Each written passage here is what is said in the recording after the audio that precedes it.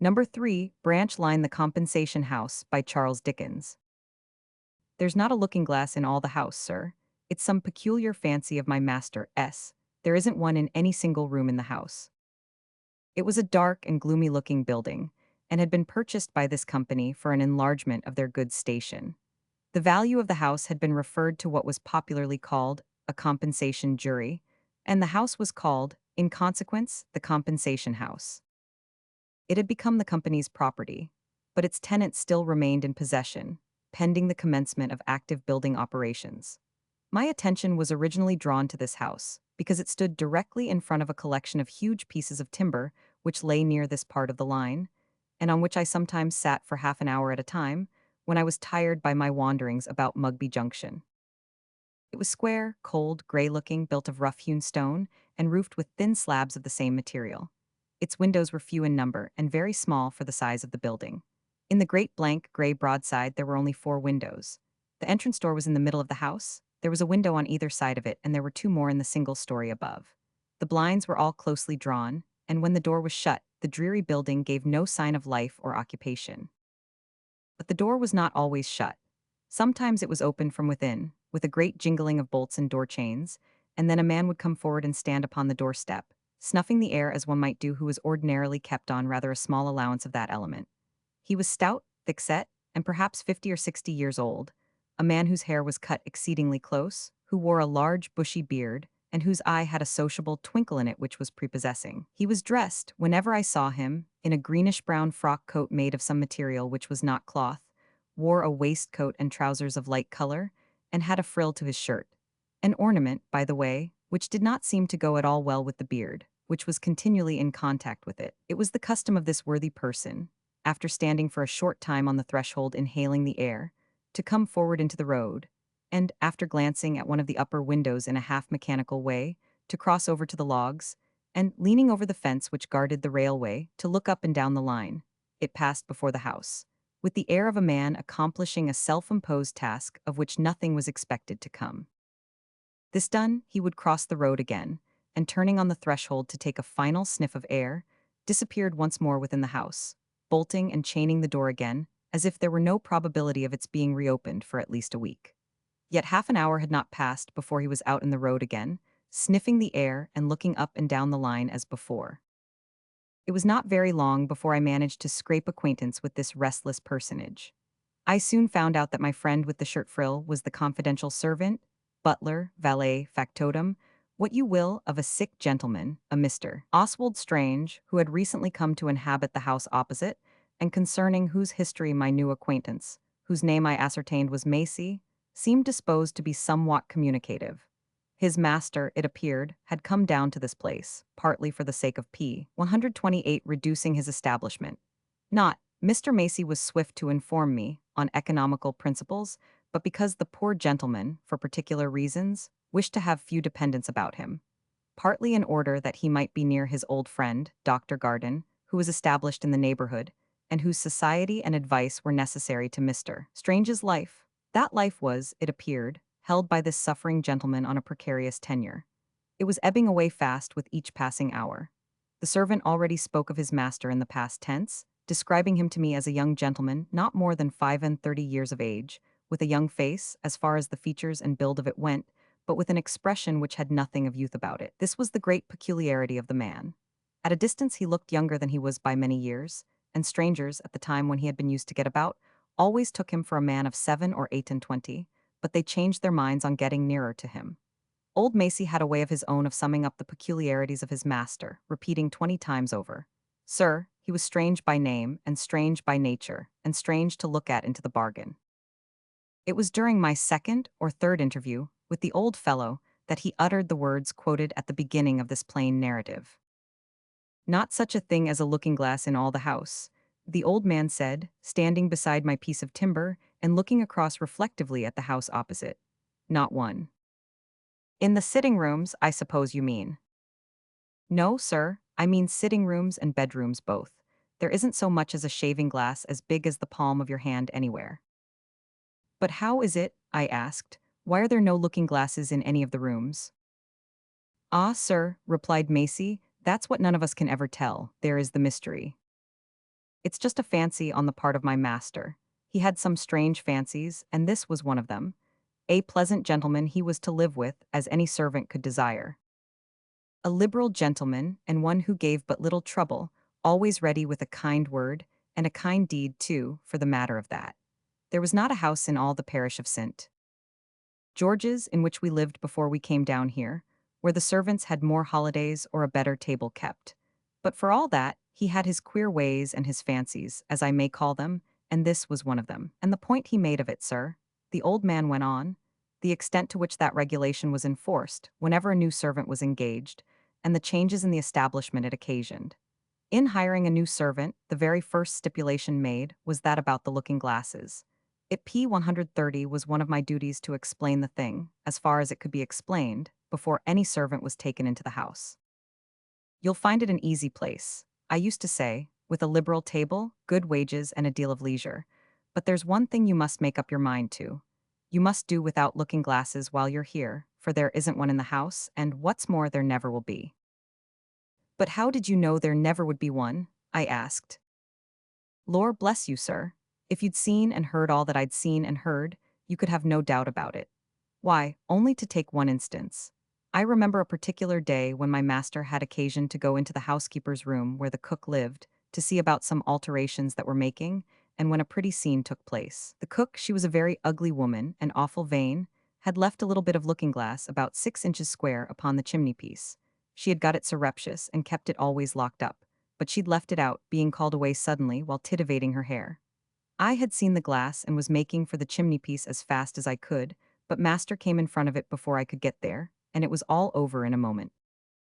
He gave one long, piercing look into it, turned deadly pale, and seizing the glass, dashed it P 131 into 100 pieces on the floor, and then stamped upon the fragments and ground them into powder with his feet. He shut himself up for the rest of that day in his own room, first ordering me to discharge the cook, then and there, at a moment's notice. What an extraordinary thing, I said, pondering. Ah, sir, continued the old man, it was astonishing what trouble I had with those women servants. It was difficult to get any that would take the place at all under the circumstances. What not so much as a morsel to do one's heir at? They would say, and they'd go off in spite of extra wages. Then those who did consent to come, what lies they would tell, to be sure. They would protest that they didn't want to look in the glass, that they never had been in the habit of looking in the glass, and all the while that very wench would have her looking-glass of some kind or another, hid away among her clothes upstairs. Sooner or later, she would bring it out too, and leave it about somewhere or other, just like the cook, where it was as likely as not that master might see it. And then for girls like that have no consciences, sir. When I had caught one of 'em at it, she'd turn round as bold as brass, and how am I to know whether my heir parted straight? She'd say, just as if it hadn't been considered in her wages, that that was the P 132 very thing which she never was to know while she lived in our house. A vain lot, sir, and the ugly ones always the vainest. There was no end to their dodges. They'd have looking-glasses in the interiors of their workbox lids, where it was next to impossible that I could find 'em, or inside the covers of hymn books or cookery books or in their caddies. I recollect one girl, a sly one she was, and marked with the smallpox terrible, who was always reading her prayer book at odd times. Sometimes I used to think what a religious mind she'd got, and at other times, depending on the mood I was in, I would conclude that it was the marriage service she was studying. But one day, when I got behind her to satisfy my doubts, lo and behold, it was the old story, a bit of glass without a frame, fastened into the kiver with the outside edges of the sheets of postage stamps. Dodges, why they'd keep their looking-glasses in the scullery, or the coal cellar, or leave them in charge of the servants next door, or with the milkwoman round the corner. But have 'em they would. And I don't mind confessing, sir, said the old man, bringing his long speech to an end, that it was an inconveniency not to have so much as a scrap to shave before. I used to go to the barber at first, but I soon gave that up, and took to wearing my beard as my master did. Likewise to keeping my hair, P 133, Mr. Macy touched his head as he spoke, so short that it didn't require any parting before or behind. I sat for some time lost in amazement and staring at my companion. My curiosity was powerfully stimulated, and the desire to learn more was very strong within me. Had your master any personal defect? I inquired, which might have made it distressing to him to see his own image reflected. By no means, sir, said the old man. He was as handsome a gentleman as you would wish to see, a little delicate-looking and careworn, perhaps, with a very pale face, but as free from any deformity as you or I, sir. No, sir, no, it was nothing of that. Then what was it? What is it? I asked desperately. Is there no one who is, or has been, in your master's confidence? Yes, sir, said the old fellow, with his eyes turning to that window opposite. There is one person who knows all my master's secrets, and this secret among the rest. And who is that? The old man turned round and looked at me fixedly. The doctor here, he said, Doctor Garden, my master's very old friend. I should like to speak with this gentleman, I said involuntarily. He is with my master now, answered Macy. He will be coming out presently, P 134, and I think I may say he will answer any question you may like to put to him. As the old man spoke, the door of the house opened, and a middle-aged gentleman, who was tall and thin, but who lost something of his height by a habit of stooping, appeared on the step. Old Macy left me in a moment. He muttered something about taking the doctor's directions, and hastened across the road. The tall gentleman spoke to him for a minute or two very seriously, probably about the patient upstairs, and it then seemed to me from their gestures that I myself was the subject of some further conversation between them.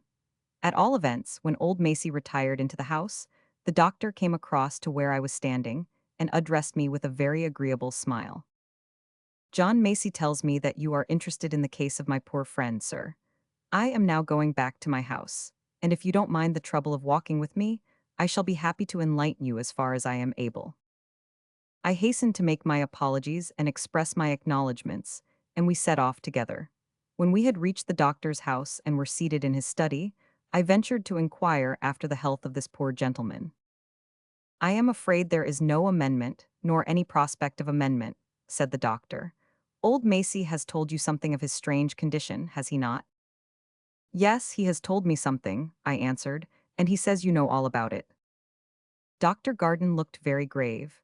I don't know all about it. I only know what happens when he comes into the presence of a looking-glass.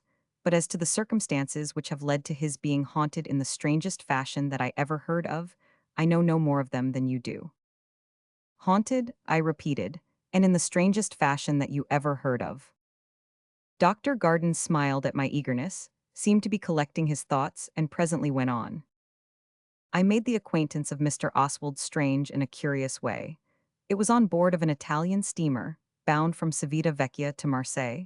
We had been traveling all night. In the morning I was shaving myself in the cabin, when suddenly this man came behind me, glanced for a moment into the small mirror before which I was standing, and then, without a word of warning, tore it from the nail and dashed it to pieces at my feet.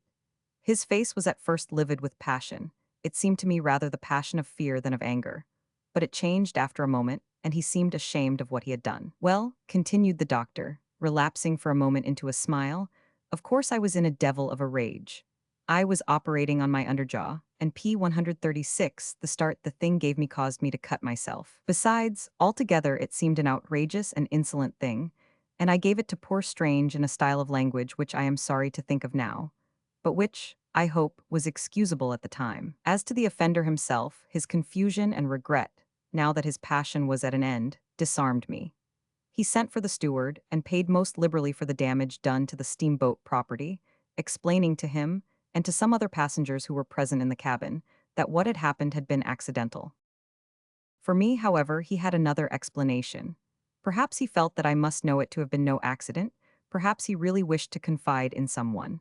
At all events, he owned to me that what he had done was done under the influence of an uncontrollable impulse, a seizure which took him, he said, at times, something like a fit. He begged my pardon, and entreated that I would endeavor to disassociate him personally from this action, of which he was heartily ashamed. Then he attempted a sickly joke, poor fellow, about his wearing a beard, and feeling a little spiteful, in consequence, when he saw other people taking the trouble to shave. But he said nothing about any infirmity or delusion, and shortly after left me. In my professional capacity, I could not help taking some interest in Mr. Strange. I did not altogether lose sight of him after our sea journey to Marseille was over.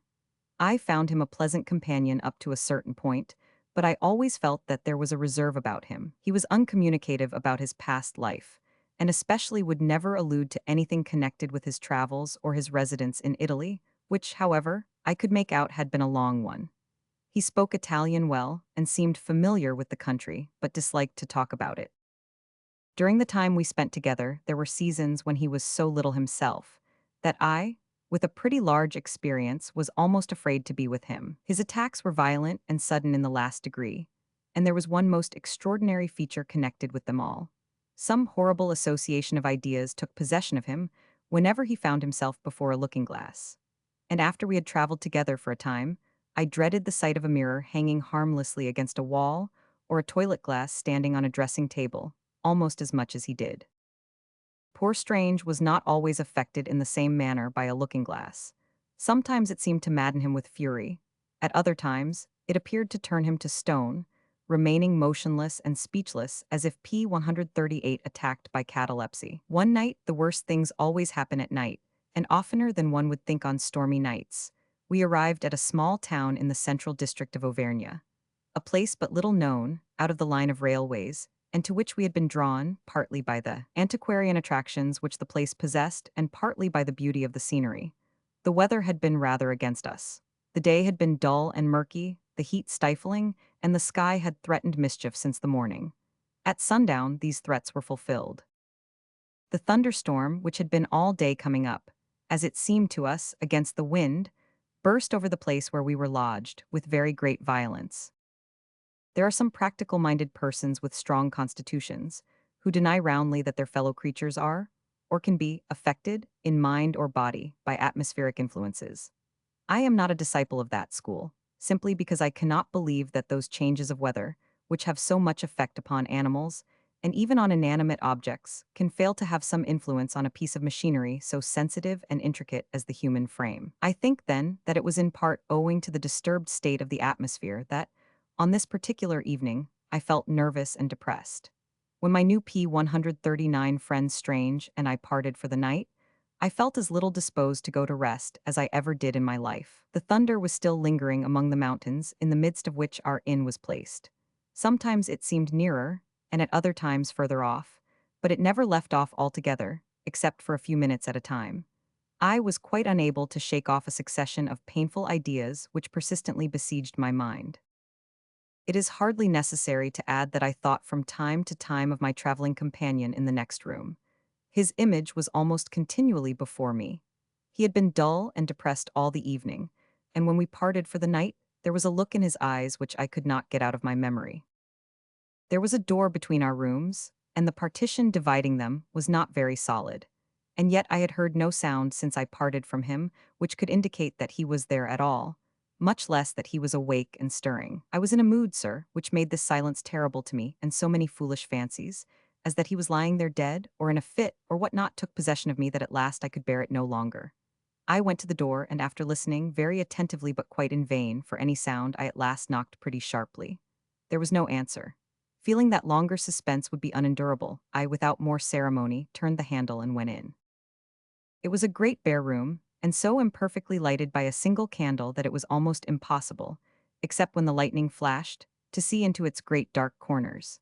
A small rickety bedstead stood against one of the walls, shrouded by yellow cotton curtains, passed through a great iron ring in the ceiling. There was, for all other furniture, an old chest of drawers which served also as a washing stand, having a small basin and ewer, and a single towel arranged on the top of it.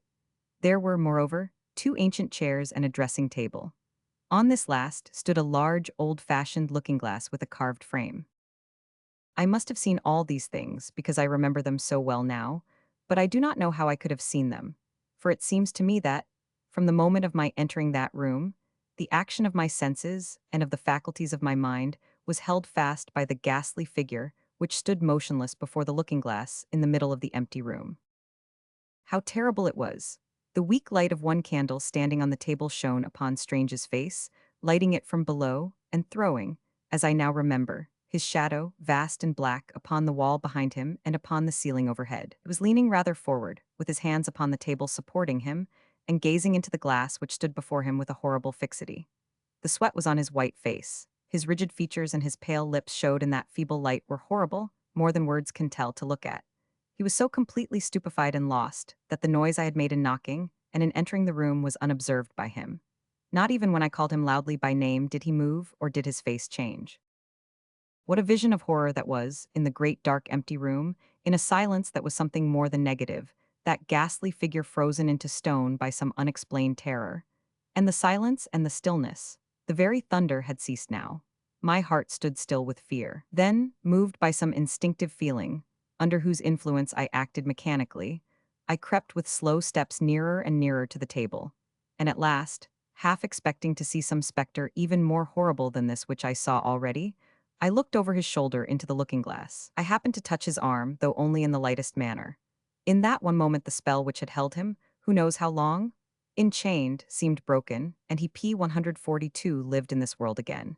He turned round upon me, as suddenly as a tiger makes its spring, and seized me by the arm. I have told you that even before I entered my friend's room I had felt, all that night, depressed and nervous. The necessity for action at this time was, however, so obvious, and this man's agony made all that I had felt appear so trifling, that much of my own discomfort seemed to leave me. I felt that I must be strong. The face before me almost unmanned me. The eyes which looked into mine were so scared with terror, the lips, if I may say so, looked so speechless. The wretched man gazed long into my face, and then, still holding me by the arm, slowly, very slowly, turned his head. I had gently tried to move him away from the looking-glass, but he would not stir, and now he was looking into it as fixedly as ever. I could bear this no longer, and, using such force as was necessary, I drew him gradually away and got him to one of the chairs at the foot of the bed. "Come," I said after the long silence. My voice, even to myself, sounded strange and hollow. "Come, you are overtired and you feel the weather. Don't you think you ought to be in bed? Suppose you lie down. Let me try my medical skill in mixing you a composing draught." He held my hand and looked eagerly into my eyes. "I am better now," he said, speaking at last very faintly. Still he looked at me in that wistful way. It seemed as if there were something that he wanted to do or say, but had not sufficient resolution. At length he got up from the chair to which I had led him, and beckoning me to follow him, went across the room to the dressing table and stood again before the glass. A violent shudder passed through his frame as he looked into it, but apparently forcing himself to go through with what he had now begun, he remained where he was, and without looking away, moved to me with his hand to come and stand beside him. I complied. "Look in there," he said in an almost inaudible tone. He was supported, as before, by his hands resting on the table, and could only bow with his head towards the glass to intimate what he meant. "Look in there," he repeated. I did as he asked me. "What do you see?" he asked next. "See?" I repeated, trying to speak as cheerfully as I could, and describing the reflection of his own face as nearly as I could. "I see a very, very pale face with sunken cheeks." "What?" he cried, with an alarm in his voice which I could not understand. "With sunken cheeks," I went on, "and two hollow eyes with large pupils." I saw the reflection of my friend's face change, and felt his hand clutch my arm even more tightly than he had done before. I stopped abruptly and looked round at him. He did not turn his head towards me, but, gazing still into the looking-glass, seemed to labor for utterance. "What?" he stammered at last. "Do you see it too?" "See what?" I asked quickly. "That face," he cried in accents of horror. "That face which is not mine, and which I see instead of mine always." I was struck speechless by the words. In a moment this mystery was explained, but what an explanation! Worse, 100 times worse, than anything I had imagined. What, had this man lost the power of seeing his own image as it was reflected there before him? And, in its place, was there the image of another? Had he changed reflections with some other man? The frightfulness of the thought struck me speechless for a time. Then I saw how false an impression my silence was conveying. "No, no, no," I cried as soon as I could speak. "100 times no. I see you, of course, and only you. It was your face I attempted to describe, and no other." He seemed not to hear me. "Why, look there," he said in a low, indistinct voice, pointing to his own image in the glass. "Whose face do you see there?" "Why, yours, of course." And then, after a moment, I added, "Whose do you see?" He answered like one in a trance, "His, only his, always his." He stood still a moment, and then, with a loud and terrific scream, repeated those words, always his," and fell down in a fit before me. I knew what to do now. Here was a thing which, at any rate, I could understand.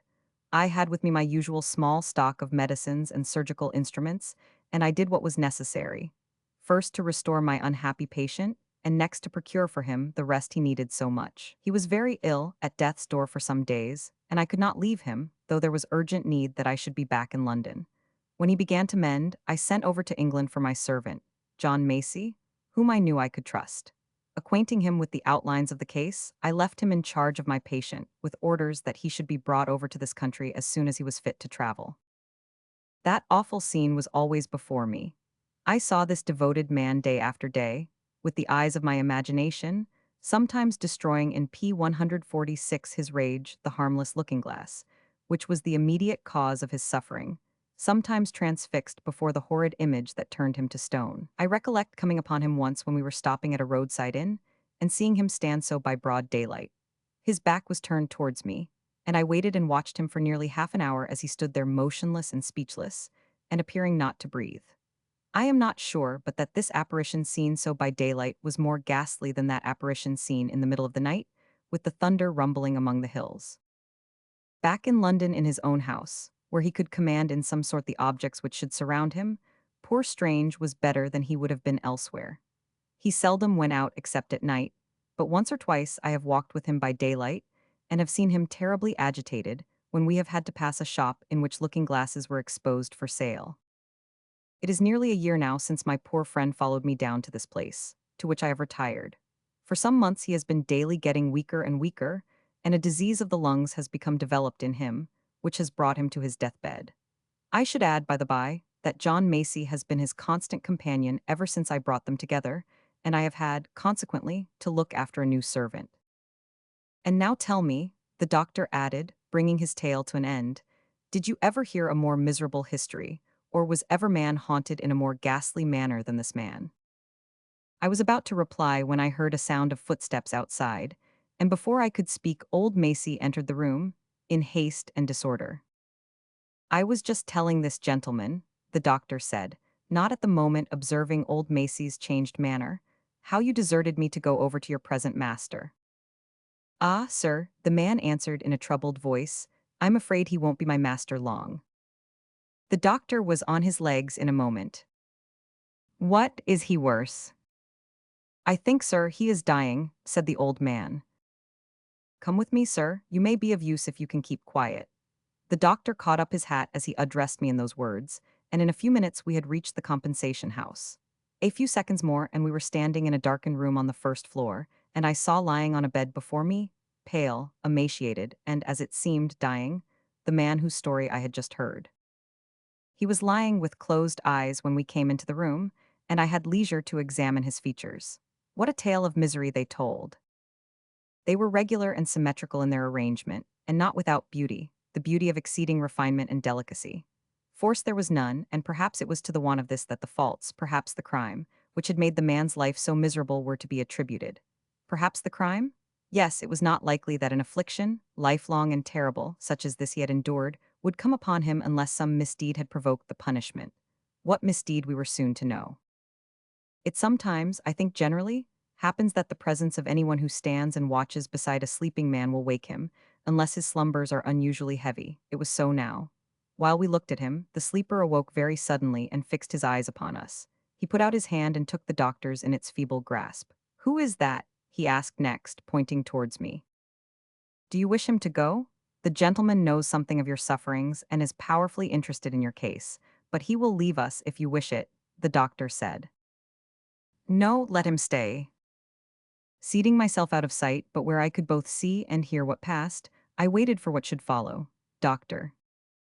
Garden and John P. 149, Macy stood beside the bed. There was a moment's pause. I want a looking-glass, said Strange, without a word of preface. We all started to hear him say those words. I am dying, said Strange. Will you not grant me my request? Dr. Garden whispered to old Macy, and the latter left the room. He was not absent long, having gone no further than the next house. He held an oval-framed mirror in his hand when he returned. A shudder passed through the body of the sick man as he saw it. Put it down, he said faintly, anywhere for the present. No one of us spoke. I do not think in that moment of suspense that we could, any of us, have spoken if we had tried. The sick man tried to raise himself a little. Prop me up, he said. I speak with difficulty, I have something to say. They put pillows behind him, so as to raise his head and body. I have presently a use for it, he said, indicating the mirror. I want to see, he stopped and seemed to change his mind. He was sparing of his words. I want to tell you all about it. Again he was silent. Then he seemed to make a great effort and spoke once more, beginning very abruptly. I loved my wife fondly. I loved her. Her name was Lucy. She was English, but after we were married, we lived long abroad in Italy. She liked the country, and I liked what she liked. She liked to draw, too, and I got her a master. He was an Italian. I will not give his name. We always called him the master. A treacherous, insidious man this was, and, under cover of his profession, took advantage of his opportunities, and taught my wife to love him, to love him. I am short of breath. I need not enter into details as to how I found them out, but I did find them out. We were away on a sketching expedition when I made my discovery. My rage maddened me, and there was one at hand who fomented my madness. My wife had a maid who, it seemed, had also loved this man, the master, and had been ill-treated and deserted by him. She told me all. She had played the part of go-between, had carried letters. When she told me these things, it was night in a solitary Italian town among the mountains. He is in his room now, she said, writing to her. A frenzy took possession of me as I listened to those words. I am naturally vindictive, remember that, and now my longing for revenge was like a thirst. Traveling in those lonely regions, I was armed, and when the woman said, "He is writing to your wife, p. 151, I laid hold of my pistols, as by an instinct. It has been some comfort to me since that I took them both. Perhaps at that moment I may have meant fairly by him, meant that we should fight. I don't know what I meant quite. The woman's words, "He is in his own room now, writing to her," rung in my ears. The sick man stopped to take breath. It seemed an hour, though it was probably not more than 2 minutes before he spoke again. I managed to get into his room unobserved. Indeed, he was altogether absorbed in what he was doing. He was sitting at the only table in the room, writing at a traveling desk, by the light of a single candle. It was a rude dressing table, and before him, exactly before him, there was a looking-glass. I stole up behind him as he sat and wrote by the light of the candle. I looked over his shoulder at the letter, and I read, "Dearest Lucy, my love, my darling." As I read the words, I pulled the trigger of the pistol I held in my right hand and killed him, but before he died, he looked up once, not at me but at my image before him in the glass, and his face, such a face, has been there ever since, and mine, my face, is gone. He fell back exhausted, and we all pressed forward thinking that he must be dead, he lay so still. But he had not yet passed away. He revived under the influence of stimulants.